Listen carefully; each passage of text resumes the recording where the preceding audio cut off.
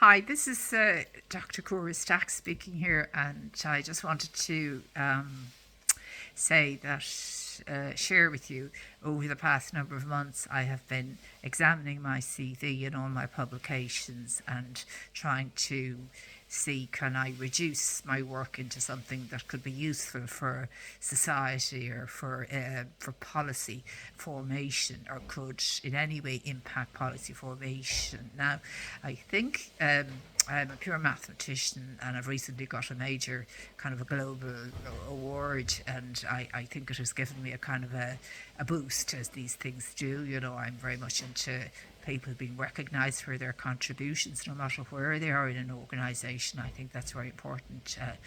One of my papers has to do with preventing burnout, which means that everybody's role in an organisation should be affirmed, recognised, and given and shown appreciation. What does it say to say thank you and well done, and thank you to everybody who emails me every day wanting to link in on LinkedIn and Facebook, and it's a pleasure really to see so many great people all around the world wanting to link in with me to read and listen to what I have to say, to share my journey, and for me to invite me into their lives through these platforms. So it's fantastic to see the invitations, and I'm delighted that what I have to say has resonated with so many people all around the world. So that's very uplifting, because I never expected it, no more than I did the award this year for excellence in academic leadership. Now, what I've done is that I have got a brilliant opportunity, I suppose, to spend time at governance level in a constituent college of what's now a university, as a female academic representative. And what I suppose I learned most about it was the importance of policy, the importance of excellence in policy formation, and more importantly, the implementation in accordance with that policy of the recommendations in the policy, and how the thinking and the context and what was in that policy was so important. The content and the vision it was so important to improving the whole organisation and the benefits of for the users and all the stakeholders. So this became part of my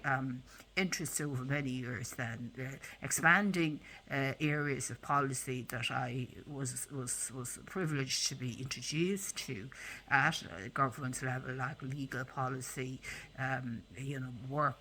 workplace safety, health and safety policy, in public policy in particular, and every policy really that you'd come across, procurement, all of those ones that you'd come across. But I was particularly interested in public policy and legal policy, and of course educational policy, and to see how all of these policies were developed. But I really felt that what's very important is that policy should be informed by international best practice and in consultation with all stakeholders. I think, if a policy doesn't reflect the needs and wishes of peoples that are going to be the benefactors, are going to have to need that policy, I think there is a missing, there is something missing. So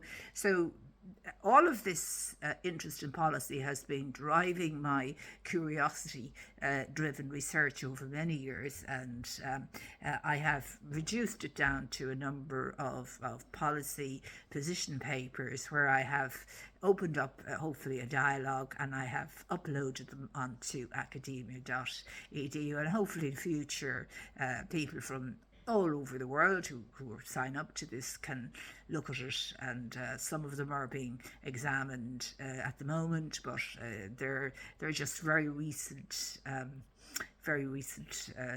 of a pouring out of everything in my mind onto the page. It's like doing 3 or 4 or 5 PhDs, and then it all kind of comes out, in kind of like a flush of yeah, like a puzzle had been solved here, here, here, here, here, here. So I've had this incredible creative period over the past while, and where it came from, I don't know. Curiosity driven research is but I think very deeply, and I'm blessed with a great brain.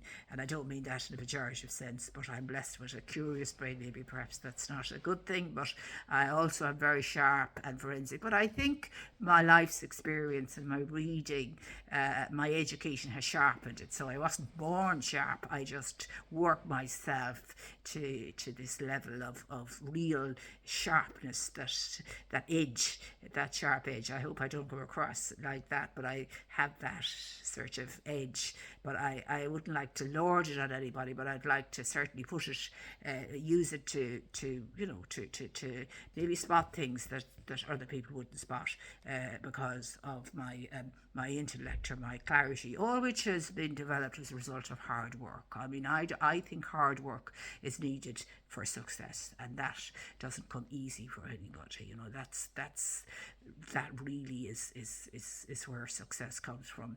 Commitment, hard work, and, you know, as they say, 99% perspiration. And perhaps what I'm talking about today is the product of the 1% inspiration. So, a policy document that I have just put there. These policy documents are just suggestions for consideration. For policymakers in Ireland. And the first one I'm going to talk about is controversial, but I think it needs a dialogue. So it's strengthening families and protecting children policy Ireland. And what I'm saying, it's a child first strategy to rebalance family law, social cohesion, and housing policy. So, what is the content and rationale of this policy document, or discussion document? Number one, the high social and financial costs. Ireland spends millions annually on legal aid, family law courts, and housing supports connected to separation and divorce. Comparatively little is invested in upstream structured support for families in difficulty. I mean, that's shocking, really, but it's true. Impact on children. Research consistently shows that children are harmed not by just separation itself, but by frequent, intense, and unresolved parental conflict. Now, the vast majority of children I've spoke to, and adult children over many years, rarely say that the parents split amicably. That really there's a lot of animosity develops before parents split. And but there are cases where parents split amicably, and in those cases children are least affected, but they seem to be in the minority. Impact on children. Hidden housing pressures. This is something now that's rarely raised in Ireland, yet we have a chronic shortage of housing and accommodation.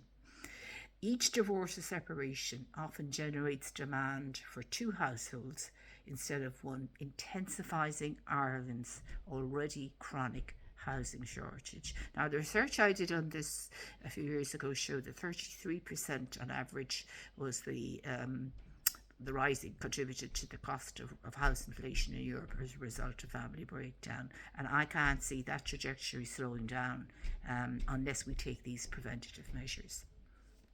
Social cohesion.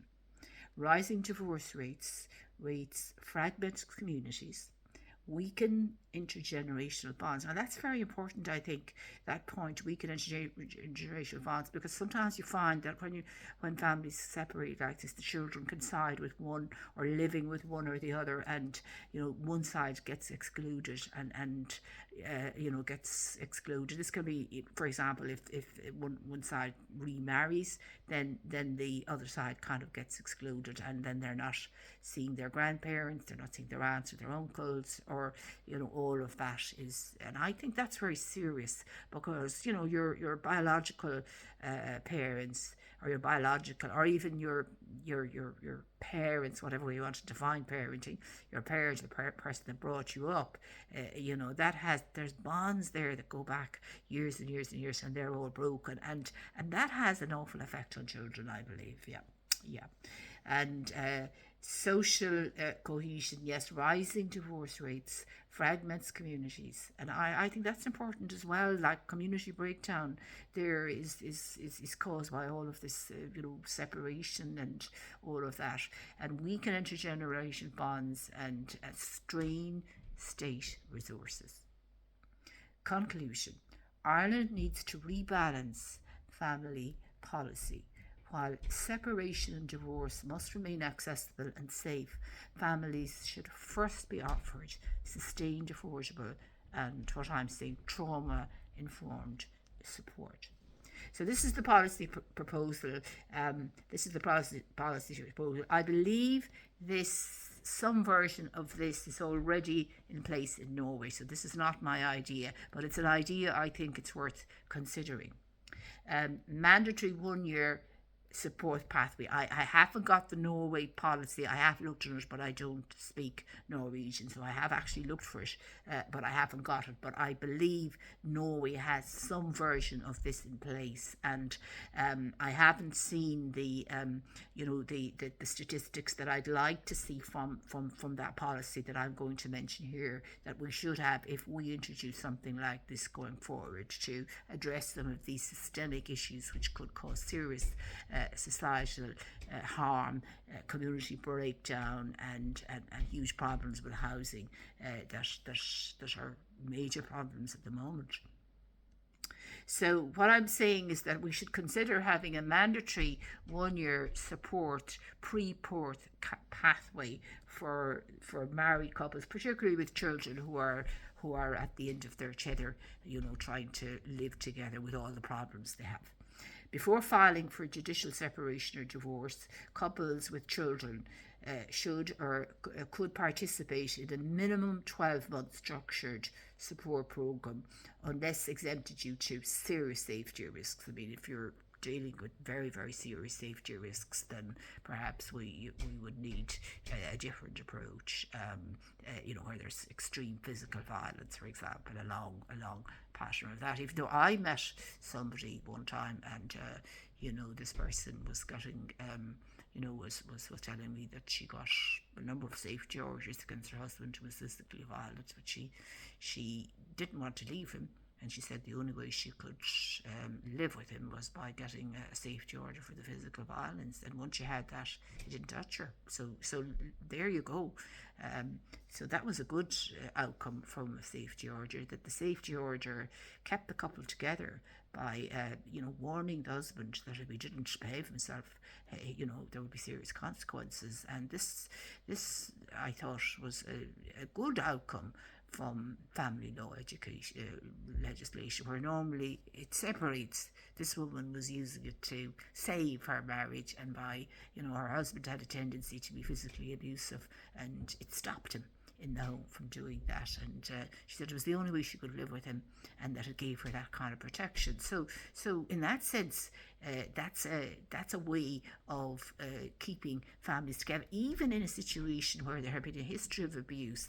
The safety order stopped it in the home, which I think is fantastic for this woman, because she said once she had that, he behaved himself and she had no problem. But if there was, when it was running out, she had to go back again.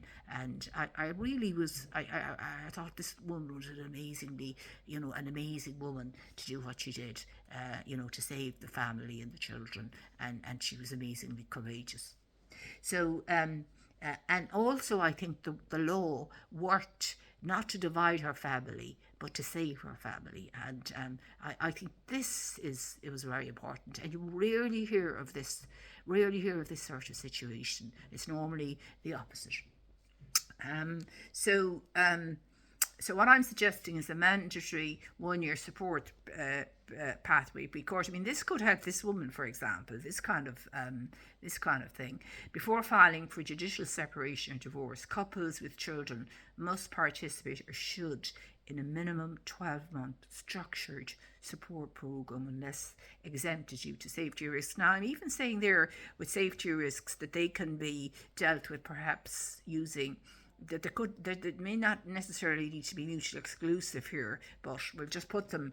This pathway includes relationship counselling and conflict resolution sessions, and I believe this should be funded by the state. And it should be, not voluntary, left to voluntary bodies. It should be funded by the state, like education, parenting and child wellbeing workshops, child-focused, evidence-based, again funded by the state, financial planning and housing guidance to reduce instability, and optional reconciliation support. I think if couples are going into this, for help, I think unless they can see solutions coming out of it, and that only then should resolution or reconciliation be considered. I think it should be open until the year of support can be is undergone. Because I think there are so many issues that need to be addressed, even in the year, that I think minds can't be changed or people's hearts can't be healed unless everything is discussed and solutions are found in a way that perhaps there can be a resolution. Trauma-focused mediation then is what I'm suggesting in moderate abuse cases. Where abuse is moderate, situational or historical, parents may enter trauma-focused mediation delivered by specially accredited mediators trained in domestic abuse and coercive control. And there needs to be safety protocols, parallel supports, but perhaps all mediators should be trauma focused, I would say, given that that usually people don't divide unless there's a lot of conflict, except in very limited situations.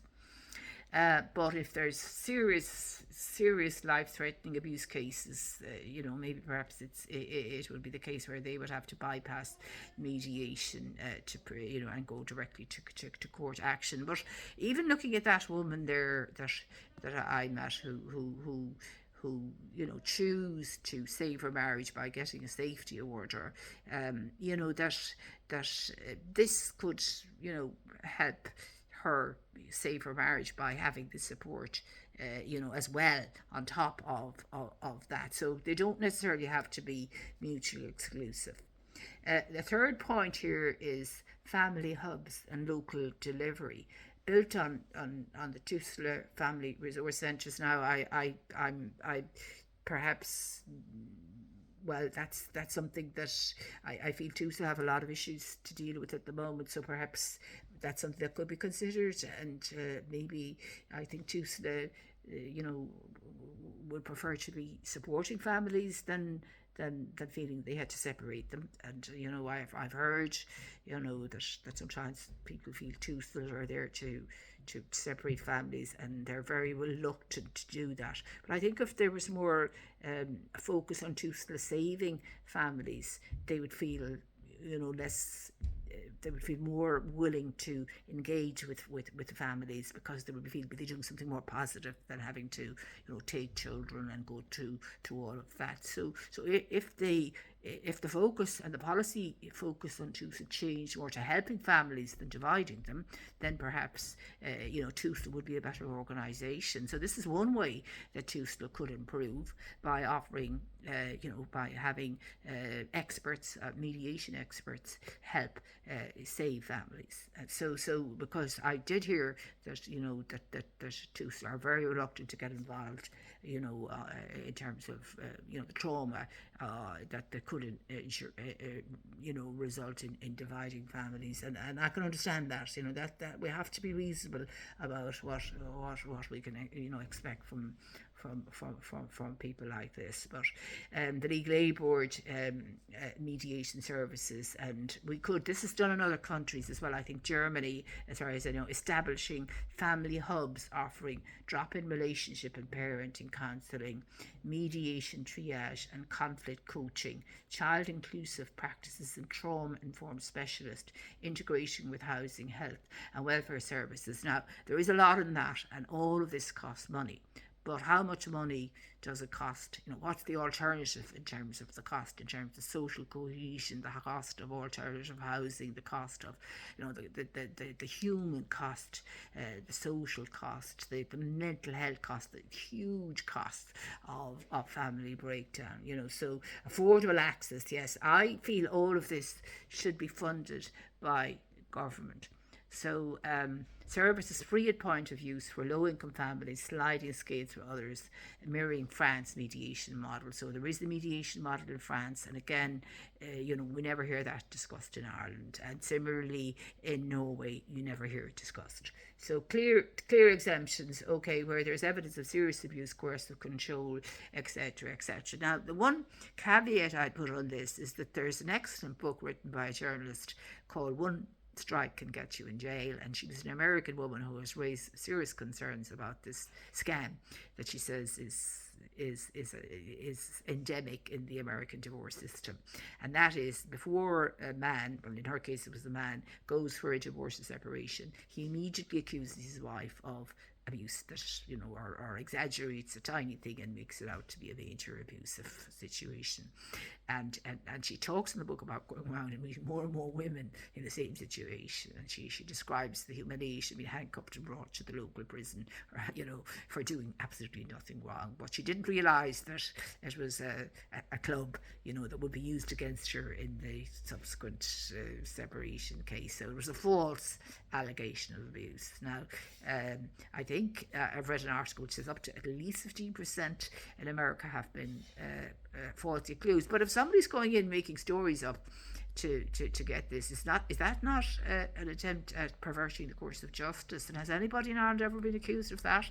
And are we seeing that in America all these women are being targeted with being tarnished with being abusers, or men perhaps in some cases in the opposite situation, and yet they're this is very serious, because this can affect the whole case and the custody and everything, and it's all made up, as this woman said. And she wrote a book called How One Scratch Can Get You in Jail, and she started going around then being a journalist, finding all these other women that were in the same trap and stitched up big time, and framed, and yes, so that's very costly to justice, surely, and it is another. But so we won't get into that. But just to say there that serious abuse, and there are cases where there are, but when you see the kind of scamming as she was describing, she said there was a huge amount of it going on, and she was trying to raise awareness about the scamming of the system, and perhaps we need to have some awareness about the scamming that's going on. So let's look at number 6, housing policy link. Government to formally acknowledge that family breakdown creates hidden housing demand. I don't think I've ever heard that in Ireland, and I read it in a paper about Europe, so it's 32%. Data from court services and local authorities should be integrated into the Housing for All planning. Preventing even a modest share of separations through support could ease pressure on housing supply. So that's very interesting, given, we're looking for solutions to the housing problem. Well, if we didn't have half of any divorce, we'd have some houses, So, but I think what's important about any policy is the monitoring, the implementation and the accountability. So what I'm suggesting here is that this should be piloted or considered for piloting. And then what is the annual public report tracking. Now, my understanding is that Accord are full almost everywhere, and there's a huge backlog of of demand for Accord services, which means that this is something people are looking for. And I don't believe that Accord should be the primary people having to deal with this, given the systemic problems that I have highlighted here. They do great work, but they are voluntary, and this really should be done by the state, since all of these are legal issues. Marriage is a legal document, and so having Accord trying to deal with these issues, I think they're doing great work, but they are completely overwhelmed. And should not be in a position where they have to do all this work on their own. So monitoring and accountability. So uptake of support services, the number of cases diverted from court.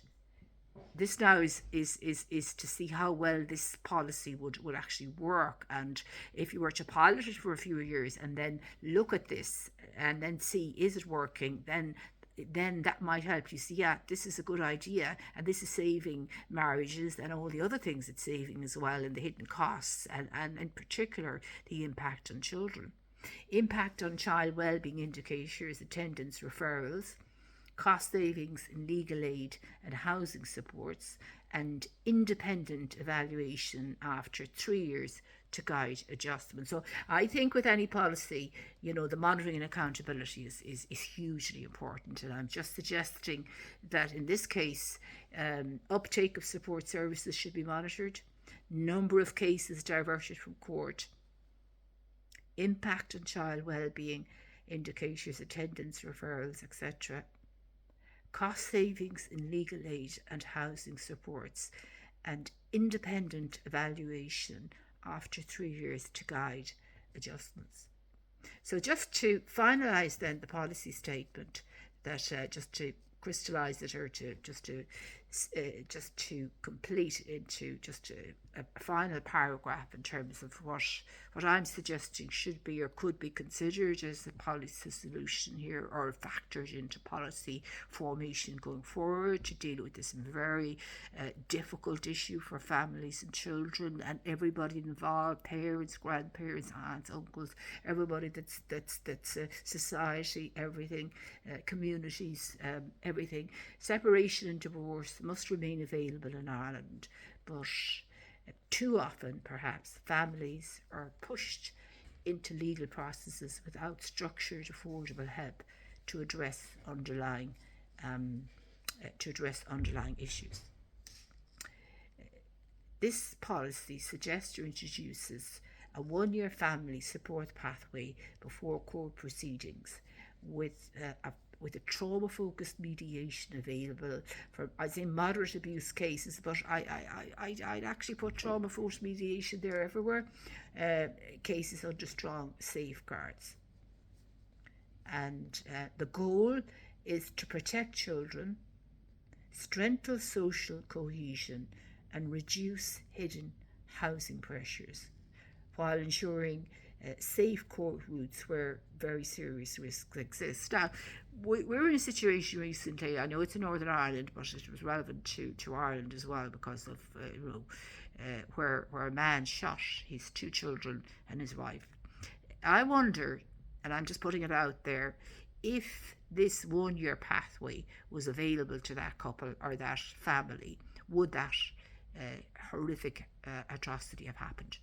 It's very hard to say after the fact, but this family were in crisis. Obviously, there was a crisis situation in this family, as I understand it.